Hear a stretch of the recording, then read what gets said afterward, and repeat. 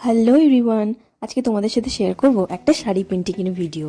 তো প্রথমে যতটুকুনি আমি পেন্ট করব না ততটুকুনি আমি কুচির মতন করে একটা সেফটি পিন দিয়ে শাড়িটাকে ওরকমভাবে পাট করে নিয়েছিলাম। জায়গা কম থাকার জন্য শাড়িটাকে আমি প্রথমে পেতে নিয়েছিলাম আর তলায় নিয়েছিলাম নিউজ পেপার। এরপর নিয়েছিলাম কালার, এখানে আমি ফেব্রিক্রিলের অ্যাক্রিলিক কালার ইউজ করেছি আর তারপর ওর সাথে মিশিয়েছিলাম মিডিয়াম। তো যার শাড়িটা আমি পেন্ট করছিলাম সে আমায় বলেছিল একটু ইউনিক কিছু করতে। সাধারণত সবাই পদ্ম ফুল বা সানফ্লাওয়ার এই টাইপের কিছু ফুল করে, সে আমাকে একটু ইউনিক কিছু করতে বলেছিল। তো তাই জন্য আমি এখানে একটু টিউলিপ আঁকছিলাম। প্রথমের দিকে কিন্তু আমি টিউলিপগুলোকে আগে পেন্সিল দিয়ে এঁকে তারপরেই করছিলাম। তারপর দেখলাম ওইভাবে করতে গেলে আমার একটা গোটা বছর লেগে যাবে শাড়িটাকে পেন্ট করে ওকে দিতে।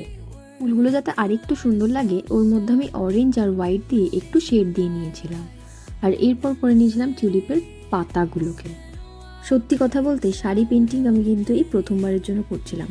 আমার খুবই ভয় লাগছিল শুরুর দিকে যে আমি আদৌ জিনিসটা কমপ্লিট করতে পারবো কি পারবো না। তারপর ভাবলাম কেউ যখন আমাকে ভরসা করে এই কাজটা করতে দিয়েছে তখন মন থেকে ভালোভাবে চেষ্টাটা করেই দেখি। শাড়ির আঁচলটাকে আমি একটু অন্যরকম রাখতে চেয়েছিলাম, তার জন্য আমি এখানে ইউজ করেছিলাম যে 3D আউটলাইনারগুলো হয় ফেব্রিক্রিলের, সেই জিনিসটাকে। এটা গোল্ডেন কালার, শুকাতে এটাকে একটু টাইম দিতে হয়। প্রথমে শুধু টিউলিপগুলোকেই করছিলাম, তারপর পাতাগুলোর ওপর দিয়েও একটু একটু করে লাইন করে দিয়েছিলাম, দেখতে বেশ ভালোই লাগছিল।